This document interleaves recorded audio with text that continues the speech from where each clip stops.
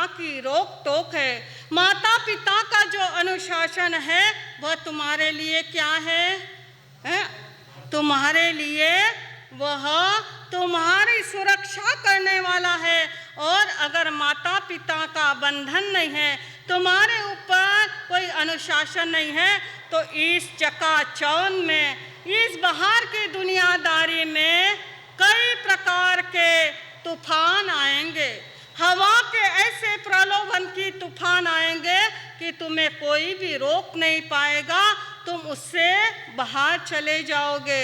माता पिता की रोक टोक तुम्हें आज बंधन लग रही है, पर वह तुम्हारे लिए क्या है?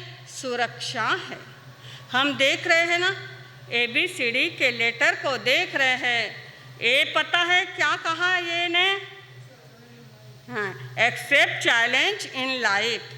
बी क्या कहता है? B happy. आज का लेटर है सी। सी कहता है cage is protection. Cage is protection. पिंजरा ही सुरक्षा है। क्या है? पिंजरा ही सुरक्षा है। ये मर्यादा, ये बंधन ही हमारे लिए सुरक्षा कवच है। अगर हमारे जीवन में किसी की अनुशासन नहीं है हमारे जीवन में, तो हमारा जीवन क्या हो जाएगा? भटक जाएगा। देखो कि क्रिकेट के खिलाड़ी के लिए वह 2 लाइन क्या होती है? क्रीज होती है। वह क्रीज होती है जो सफ़ेद 2 लाइन होती है, उसके वह मर्यादा होती है कि उसके बाहर हमें नहीं जाना है। वैसे ही हमारे जीवन में ध्यान रखो कि जो 5 महाव्रत लिए हैं, आपके जीवन के लिए जो 12 व्रत है, वह हमारे लिए क्या है? बंधन है या सुरक्षा है? सुरक्षा है ना। जो हमने 5 महाव्रत ग्रहण किए हैं वह हमारे लिए बंधन नहीं है। हम इसे बंधन मानेंगे? बंधन नहीं है, ये हमारे लिए सुरक्षा कवच है। आपके लिए ये जो 12 व्रत भगवान ने मर्यादा बताई है, क्यों बताई है? क्यों बताई है? कि मर्यादा कर लो तो हम पाप से बच जाएंगे। हमारे जीवन में पाप कम हो जाएगा। अगर मर्यादा नहीं है, 14 नियम नहीं है, 12 व्रत नहीं है, तो हमारा जीवन कितना ही इस संसार में, दुनिया में क्या हो जाएगा? पाप ही पाप हो जाएगा। हम कितना ही पाप करेंगे, उसकी कोई मर्यादा हमारी नहीं रहेगी। हमें भी भगवान ने कहा है कि तुम्हारे लिए 5 महाव्रत मर्यादा है, सुरक्षा है। यह कोई हमारे लिए बंधन नहीं है। ध्यान रखो, आकाश में पतंग उड़ती है। आप सभी ने उड़ाई है? किसने उड़ाई है पतंग? है? राजस्थान में या बॉम्बे में तो पतंग उड़ती नहीं होगी। उड़ती है? अच्छा, तो पतंग आकाश में उड़ती है। मैं आपको पूछती हूँ, पतंग हवा के कारण से उड़ती है या डोर के कारण से उड़ती है? देखो, अगर हवा के कारण से वह पतंग उड़ती तो क्या होता? उसका अस्तित्व ही खत्म हो जाता। वह डोर के कारण, चाहे वातावरण में हवा नहीं है, किंतु अगर उड़ाने वाला, पतंग उड़ाने वाला परफेक्ट है, अच्छा है, तो वह बिना हवा के भी डोर के कारण से क्या हो जाएगा? वह पतंग उड़ जाएगी, अगर उड़ाने वाला परफेक्ट है। क्यों? क्योंकि उसे डोर लग गई है। उसे क्या लग गया है? उसे उसका कवच लग गया है, इसलिए वह पतंग हवा में, आकाश में उड़ जाती है। ध्यान रखो, यह हमारे लिए जो भी अनुशासन है, मर्यादा है, बंधन है, ये नीति नियम भगवान ने हमारे लिए रूल्स बताए, पचकान बताए, ये हमारे लिए सुरक्षा कवच हैं। अपने शरीर पर जो अंग है वह सब व्यवस्थित है या नहीं है ना? आँख के जगह पर आँख है, कान के जगह पर कान है, नाक के जगह पर नाक है, इसलिए हमारा शरीर कैसा है? व्यवस्थित है। अगर वह अपनी मर्यादा छोड़ दे, वह अलग अलग स्थान पर रहे तो क्या अच्छा दिखेगा? है? अपनी मर्यादा नहीं छोड़ता है, जहाँ पर वह है वहाँ पर जो है वह हमारा व्यवस्थित मर्यादा में है तो अच्छा लगता है। जैसे देखो कि समुद्र है, यहाँ पर समुद्र है ना बॉम्बे में, वहाँ अगर मर्यादा छोड़ दे तो क्या हो जाएगा? तूफान आ जाएगा। सारे मर्यादा का बांध तोड़ दे तो सब खत्म हो जाएगा। जैसे सूर्य अपनी गति नहीं बदलता है, सूर्य बदलता है अगर थोड़ा भी लेट उदित होता है, कभी हुआ है ऐसा? कई जन्मों से सूर्य अपनी अपनी मर्यादा में चलता है, वह अपना समय नहीं बदलता, वह अपनी जगह नहीं बदलता। ऐसे ही हम अपनी अगर जगह नहीं बदले, हम अपने मर्यादा में रहें तो हमारा जीवन इधर उधर नहीं भटकेगा। ध्यान रखो, आज साधु का जीवन सेफ क्यों है? क्यों है साधु का जीवन? क्योंकि साधु अपने अनुशासन में है, वह अपने जगह से भटकता नहीं है, वह भगवान की आज्ञा में विचरण करता है, वह भगवान की मर्यादा का पालन करता है। इसलिए आज हमारा जीवन सेफ है। अगर हम अपने इसमें मर्यादा में नहीं रहे तो हमारा जीवन भी इस दुनिया में, इस 4G 5G की दुनिया में हम भी क्या हो जाते हैं? भटक जाते।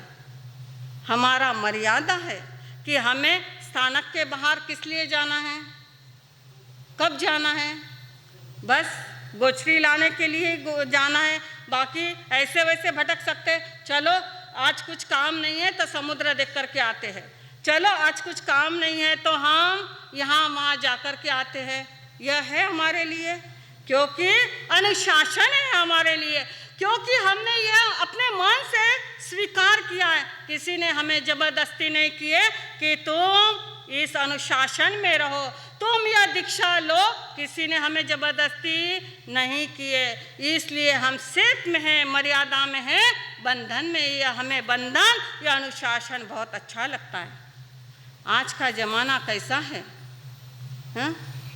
कैसी मर्यादा छोड़ दी है। कितने लड़के और लड़कियां कब घर पर आती है, क्या कोई बंधन है?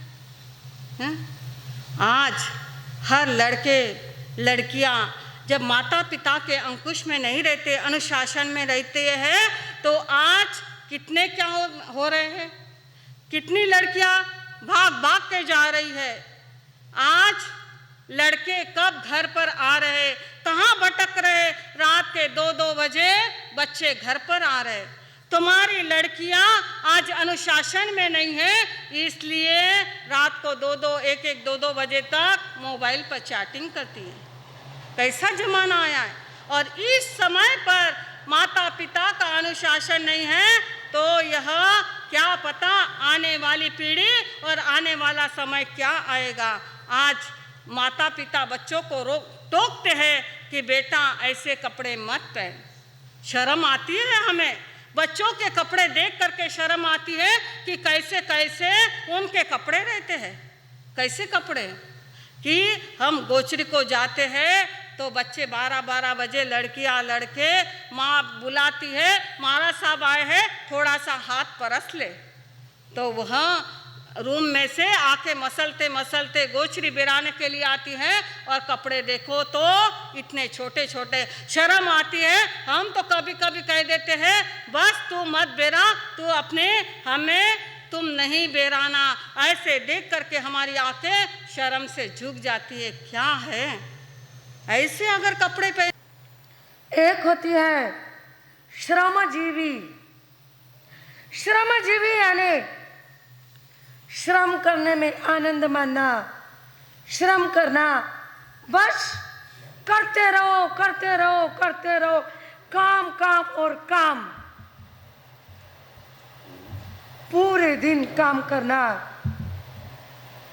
पूरे दिन मेहनत करना, इसे कहते हैं श्रमजीवी। एक काम हुआ कि दूसरा काम, दूसरा काम हुआ कि तीसरा काम, पूरा काम वो मैं कर लूँ, ये मैं कर लूँ, झाड़ू मैं निकाल लूँ, रोटी मैं कर लूं, दुकान मैं खोल लूं, सारा काम काम काम काम काम, बस काम। यह है श्रमजीवी। एक होता है बुद्धिजीवी। बुद्धिजीवी वो होता है जो बैठे बैठे काम कराए, वो होता है बुद्धिजीवी। हमें पढ़ाने को पंडित जी आते, पंडित जी थे।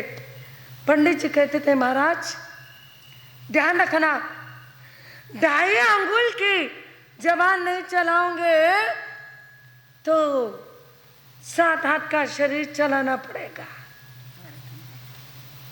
शरीर कब चलाना पड़ता है? जब बुद्धि नहीं चलती है तब शरीर चलता है। एक जीव होता है जो होता है बुद्धिजीवी, बुद्धि से जीने वाला, बुद्धि में जीने वाला एक जीव होता है।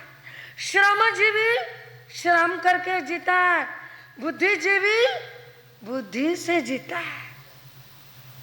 और एक होते हैं श्रद्धाजीवी,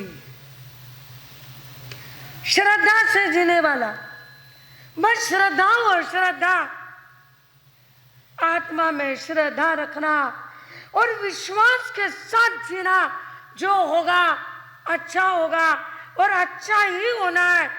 इस प्रकार श्रद्धा के साथ पराक्रम करने वाला श्रद्धाजीवी होता है।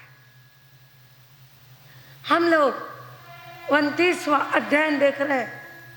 यह 29वां अध्ययन श्रद्धा के ऊपर टिका हुआ है। ये श्रद्धाजीवी है, पराक्रम है, पर सम्यक्त्व पराक्रम है, वह हम लोग देख रहे हैं। हम जिसके 73 द्वार है, कल हमने रुचि तक तो देखा था। 73 द्वार है और 73 द्वार के अंदर पहला द्वार हमारा चल रहा है संवेग। सम में चलना वह है संवेग। अतिरेक हो जाए, ध्यान रखना, अतिरेक हो जाए, उद्वेग आ जाए तो ना नदी अच्छी लगेगी। आवेग में आने वाली नदी नुकसान करती है। आवेग में आने वाला समुद्र विनाश करता है और आवेग में आने वाली आत्मा पतित होती है, नरक गति की अधिकारी होती है। सब में रहने वाली हर चीज बड़ी आनंदकारी होती है। मैंने आपको कहा था राजा भर्तृहरि, राजा भर्तृहरि अपने युग के उच्च कोटि के महा राजा थे। चौरंगी हीरा था जिसके चारों पहलू बड़े शोभायमान थे। ऐसा राजा भर्तृहरि, राजा भर्तृहरि ने श्रृंगार शतक लिखा। तो श्रृंगार शतक पढ़ करके कई महान महान योगी संसारी बन गए। और जब उन्होंने वैराग्य शतक लिखा तो कई युवकों ने राजपाट छोड़कर संयम सन्यासी बन गए। ऐसे थे राजा भर्तृहरि। इनके जीवन का एक प्रसंग था। रानी पिंगला इनके जीवन का एक वीक पॉइंट था। रानी पिंगला यानी उनकी प्राण, रानी पिंगला यानी उनका जीवन, रानी पिंगला यानी 10-15 आधे घंटे तक यदि ना देख ले तो ये श्वास ना ले सके। ऐसे जीवन का वीक पॉइंट रानी पिंगला थी। एक बार हुआ ऐसा, राजा भर्तृहरि के सभा में एक दारिद्री ब्राह्मण आया। दारिद्री ब्राह्मण, 9 गाड़ा दारिद्री, सुबह खा लो तो दोपहर की चिंता और दोपहर में खाओ तो रात में भूखे सोने की नौबत आ जाए। दारिद्र्य नंबर 1। ऐसा था वो ब्राह्मण। आया एक बार राजा भर्तृहरि के सभा में। राजा भर्तृहरि की सभा में हर कोई आ सकता था, हर किसी के लिए राजा भर्तृहरि की सभा और दरबार खुला था।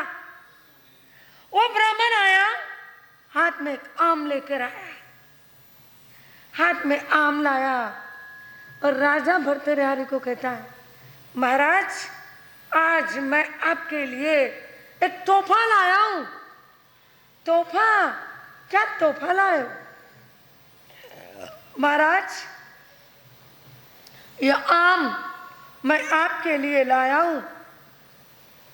भाई तूने इतने प्रेम से आम लाया, मैं ले तो लूंगा, पर राज बगीचे के अंदर बहुत सारे आम है, तो एक क्यों लेके आया?